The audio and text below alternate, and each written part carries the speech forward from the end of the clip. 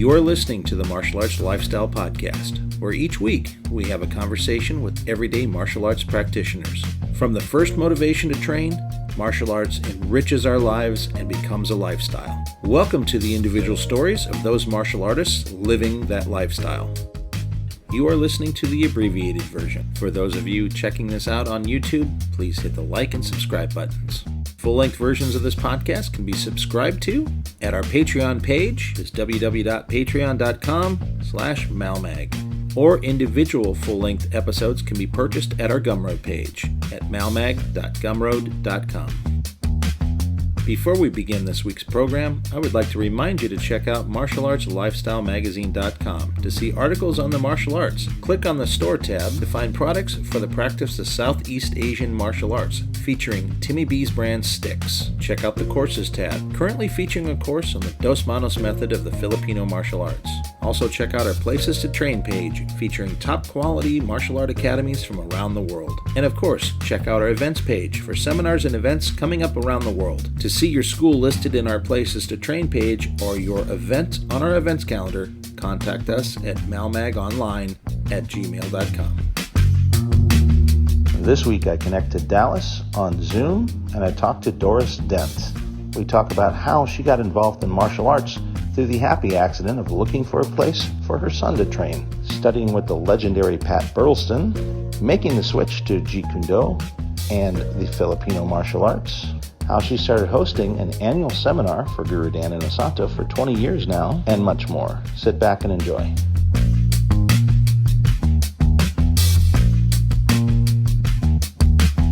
Welcome to the Martial Arts Lifestyle Podcast. And today I've got a guest that I've been looking forward to talking to for quite a while. This is actually one of my very favorite people that I'm really interested in learning some more about. This is my connection to my Texas barbecue addiction. And she is a longtime martial artist and actually hosts like I think for a long time, one of Guru Dan's big events in the Dallas area. So welcome Doris Dent to the show. Well, thank you. I appreciate that. And just, I'm going to correct you right off the bat. I know exactly that the list says that we have Guru in Dallas, Texas. That is actually not true. We have him in Fort Worth. Fort Worth, There's okay. a reason why they put DFW Airport between the two of us. So they don't fight. Exactly. There's been a rivalry between the two cities since the beginning of time. And she used to put Dallas on the flyers. And I said, why don't you just change that to DFW instead? It's funny because when I came there, I'm kind of familiar with the area. I've got a little history in that one of my best friends from college, who was actually my roommate for about 9 years after college, his name's Eric Evans. He grew up in Arlington. Yeah. And so I've been there to visit several times, know the family. And we were definitely in Fort Worth at the Stockyards, where I had some Risky's barbecue. And so I know of it. I just didn't know when we were there that I was leaving and going into that area. I wasn't paying enough attention, I guess. Right. Yeah. Whenever you leave the airport and go west, you're actually in Fort Worth, not in Dallas. Got it. Yeah, it's a great area. I mean, I definitely love it. I got another friend there that's a news guy that the last time I was through on my way to Illinois to visit some family, I stopped and hung out with him for a little bit, and he took me to some barbecue, of course. And yes. Yeah. Yes. Well, next time you go to the Stockyards, you'll have to pass on Risky's and go to Cooper's. Okay. Cooper's it is. Which is still down in the Stockyards, so it's still close by. It's just on the other side of Billy Bob's. Got it. Okay. Well, I love all this advice on barbecue, and it's funny. I try to be the connection of people who are coming here to try to steer them to the correct barbecue. I've got. It was funny. There was a gentleman actually just visiting the academy yesterday, who was a student of one of the guys down in Chile, and he's like, "Oh yeah, I think you're the guy that took our guys to barbecue." I said, "That's exactly me. Yes." That would be you. Exactly. Build a good reputation. Like exactly. Yes. Every time Guru and Joel come in, they have to have barbecue at least once. I think that's Joel's request more than Guru's. Yeah. I know Guru likes it. He's always just very conscious about his diet. Yes, he is. I think very he much gets so. concerned because he gets so much diet information from everybody, and so he wants to eat everything, but then he's afraid to eat everything, and it's like, oh dear. Yes, I don't give him any advice. I just take him to places that I know he likes. Exactly. Well, I always tell him, I said the basic stuff's really easy. Meat that's grilled is good. Vegetables are good unless they're battered and fried. Then they're probably not so Right. good for you. But anything Yes, in but they moderation taste is real perfectly fine. good. Yeah, They just taste so good when they're battered and fried. exactly. I tell him, just treat yourself every once in a while. It's fine. Yeah, yeah. He's not traveling as much, so it makes it a little easier to stay away from All the bad all food the bad food that all the seminar that everybody hosts wants want to to take spoil him him with. to. Exactly. All right. Well, shoot. Why don't you tell us how you got started into martial arts?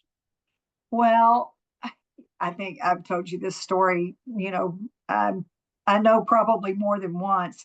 I always attribute my beginnings to the Teenage Mutant Ninja Turtles. Nice.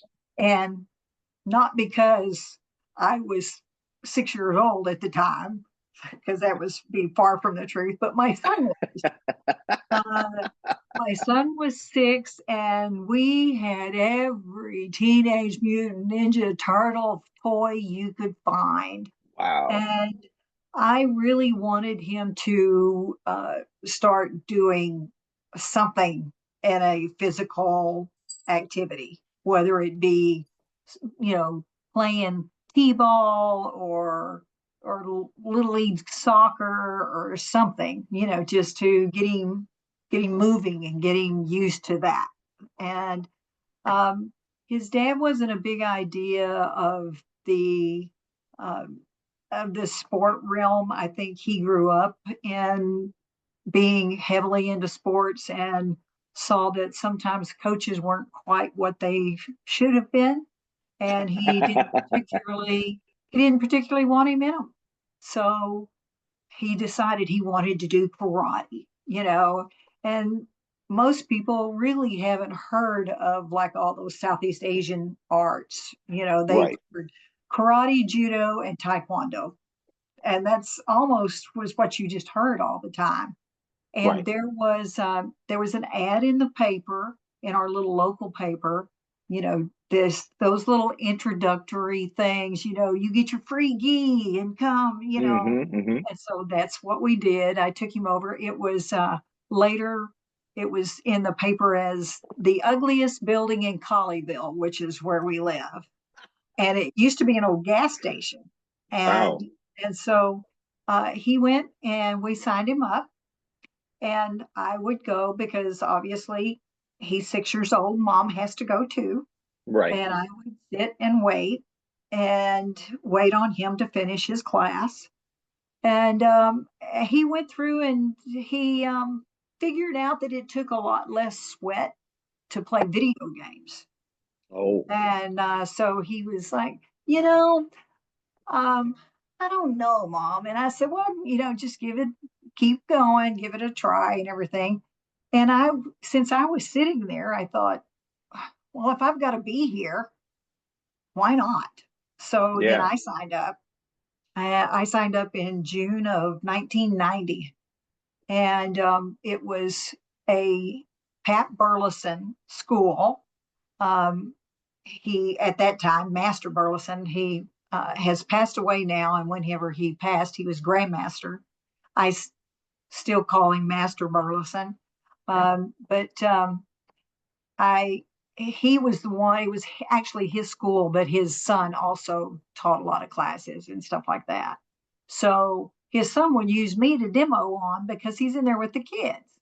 Right. But my son, he finally decided, Mom, whenever I get to be a green belt, I think I'm going to quit. And I said, well, you can quit if you want to, but I've signed up and I'm not going to. So now you're going to come to my class and you're going to sit on the side and wait on me. Wow. Wow. And and that's what he did until he was old enough to stay at the house by himself, unless his dad was home. He came to my class and sat over on the side. In fact, I don't think it was the first one, but one of the very first Guru dance seminars that I ever went to. He was with me.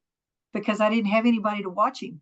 And I said, "You bring your turtles and you can sit right over there in the corner." And that's what he did. Wow. And that's what he did. So we just kind of persevered and kept moving from there. That's awesome.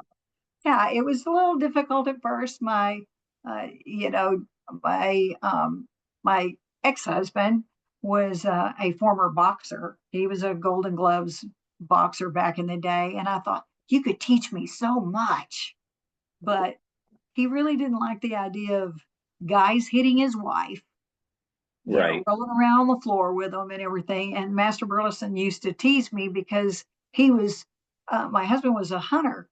And he said every fall, Doris goes up about 3 belt ranks because That's he would funny. be gone hunting and I would go to every class that I could make.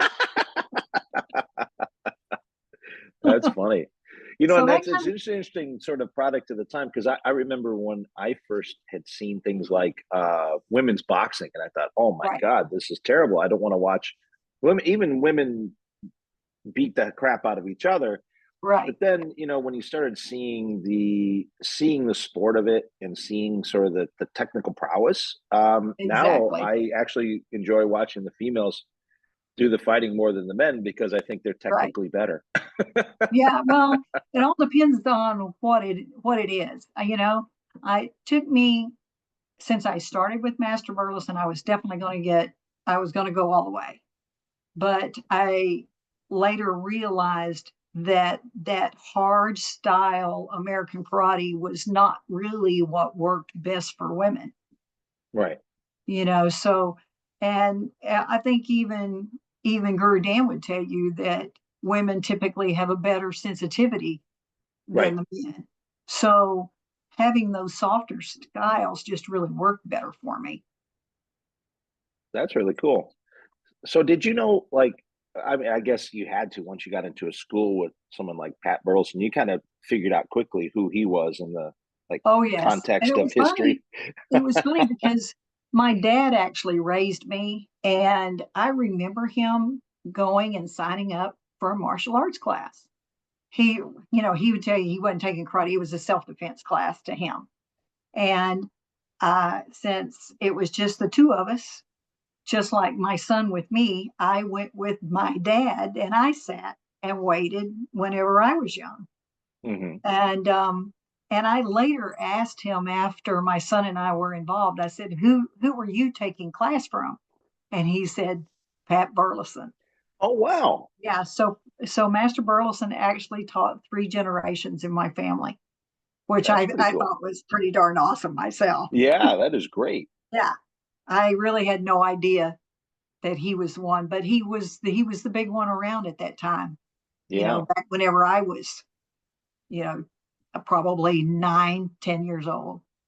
yeah, yeah. Yeah, It's amazing because in the modern day with media the way it is, we kind of think of the country as these sort of big urban centers. So we think of New York, we think of maybe Miami, right. Dallas for that matter, Los Angeles, Chicago, and this sort of thing. But it seems like regional stuff in sports, if we go back 50, 60 years, be it baseball, football, whatever, there were smaller areas and other areas that had amazing sports teams and amazing athletes. And Right. martial arts, I think when the tournament scene started, in the 60s, it was kind of a thing like that too, where you had these amazing regional guys. So Pat being one of the, outstanding names Absolutely. from Texas, right? And then you had, Right. your West Coast guys with Ed Parker's people, and you had a big, strong contingent in the Midwest, even up into Canada, and then your East Coast guys. And it was really kind of interesting to see where that sort of regional strength came in, and those people would always like gather at a tournament somewhere in the country. They couldn't Exactly. have been a bunch of money to be made in that thing back in the day, so they really made some effort, to Oh, yeah, travel and get to those tournaments and do those things. exactly. Because, Master Bronson he was the 1964 heavyweight champion. So he was at that tournament that Bruce Lee first showed up, Right, the Ed Parker you one, know. yeah. So he was part of that Texas crew between him, Skipper Mullins, who was actually a Hmm. former fireman, Right, and Alan Alan Steen. Steen, yeah. So as Guru puts it, the Texas bunch. And And now I you're do part of the still Texas bunch at the academy, you know? exactly, exactly. I do remember being the recipient of one of his front kicks, and it did take me a while to get my breath back. Man, oh man. Man, oh man. That's pretty interesting. So a couple things that Right, are interesting here is your story is very unique. I've heard it maybe two other times. So it's actually quite unique that a parent took a kid in to do martial art, and then they're like, hey, I think I kind of like this. They started doing it, right, the kid went away and the parent stayed. exactly. And I never was athletic. I didn't do gymnastics. I didn't do dance. I didn't play softball. My mom always said, I can't believe this is the route you took.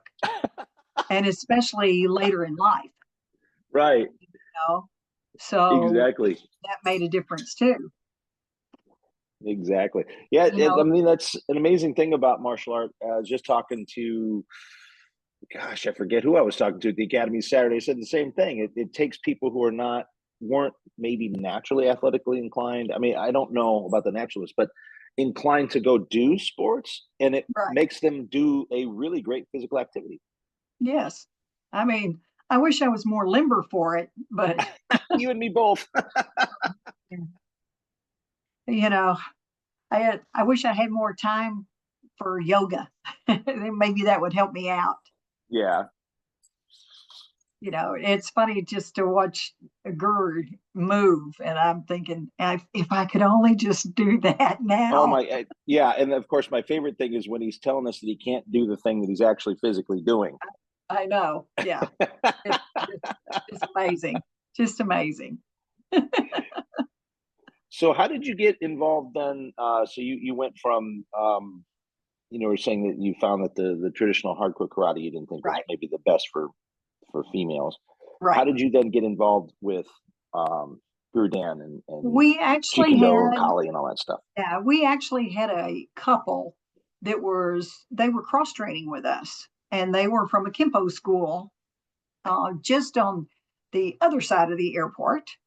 And they were teaching us Hubud and Heaven Oh, Six. wow. Yeah. So, we were getting the feel of that, you know. And then their instructor said, hey, I'm bringing in this guy. His name is Dan Inosanto. And the man that I was training with at the time, Jim Buchanan, I believe Jim already knew who he was. I had no idea. I mean, Pat Burleson was my first inclination about anything about martial arts, other than Right. obviously Bruce Lee, because everybody knows Bruce. Yes. Um, and so I just said, okay, let's go. I was just like, just the dumb one walking in, having no idea. And he just absolutely blew me away. I didn't know anything. I could do Hubud and I could do Heaven Six, and that was about it. That's a And good start though. I mean, oh, realistically, like Hubud, I did Kali for 10 years before I really ever learned Hubud. oh, come on. No, seriously, my first teacher was very adamant about kind of going from the ground up and getting things Uh, good. Now I had seen it, but I hadn't really done it in any detail. oh, So gotcha. when we got to the academy, I was like, oh, okay, they're doing this thing that I've seen in more detail. And then my luck was basically falling in as a semi-private student of Larry Hartzell, who spent a lot of Oh, time on it. So right, that's where I got most of my exposure was through hours right, and hours with him. But yeah, right. it had been with my first teacher probably um, several years, and then I saw it. I think it was just maybe because the amount of people that were in the class that he had didn't know it, Right, and there was a right, guy that came and visited, and he knew. And the first time I'd ever seen was like the punch for punch Hubud. right, And I was looking right. at it going, oh, that Same looks like here. a cool drill. I'm like, that Yeah, looks pretty cool. So I was asking him about it. He goes, oh yeah, that's it's a he kind of explained the drill to me. I said, oh, right. and I'm just putting that on the shelf going, good, we'll get to that sometime, I hope. Exactly. But that first seminar, and that was back obviously when Simu Paula was traveling with Yeah. him. And it was a longer seminar. We had several hours on Friday evening.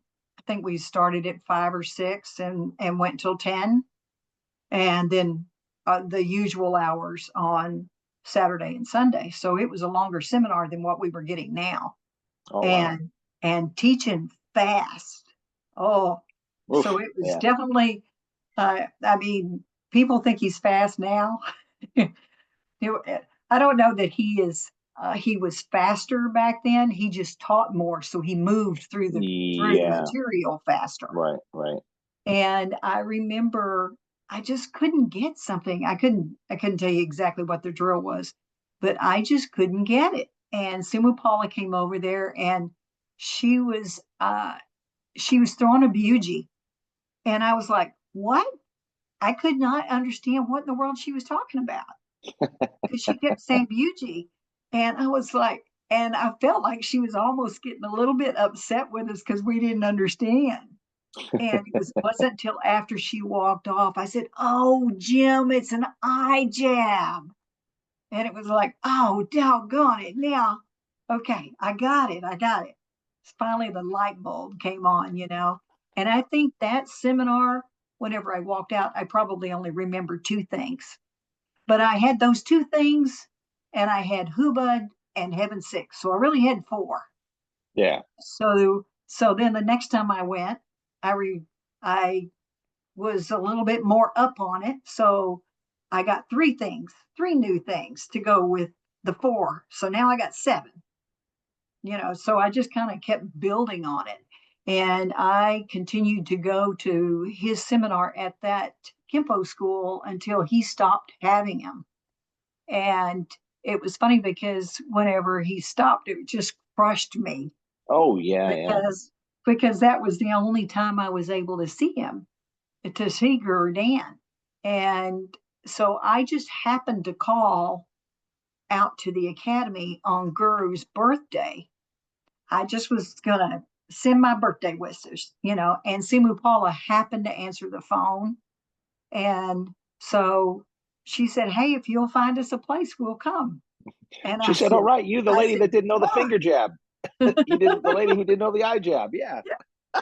So, so from then on, I think our first, the first time, in fact, I looked it up. The first time we actually hosted Guru Dan was in 1998. And Wow. Okay. yeah, so we've had him every year except for that whole COVID fiasco. Right. Yeah. Yeah. And that's funny because 1998 was kind of a memorable year for me because I was doing an overseas study in Prague at the time. So it's like you say that, Oh, and I'm okay. thinking, oh, that was just yesterday. Like, no, dude, that was over 30 years ago. Yeah, it's a long time ago. That's a long time ago. I'm sure, obviously we know that COVID shut a lot of things in the world. And this concludes the abbreviated version of the podcast. Please consider supporting the program by going to www.patreon.com/MALMAG and subscribing to the show. You can also purchase this individual episode or any individual episode at our Gumroad page. That's malmag.gumroad.com. Thank you for listening to this episode with Doris Dent. Coming up next week, I connect to Kansas and I talk to Army veteran and martial artist Nathan Hunt.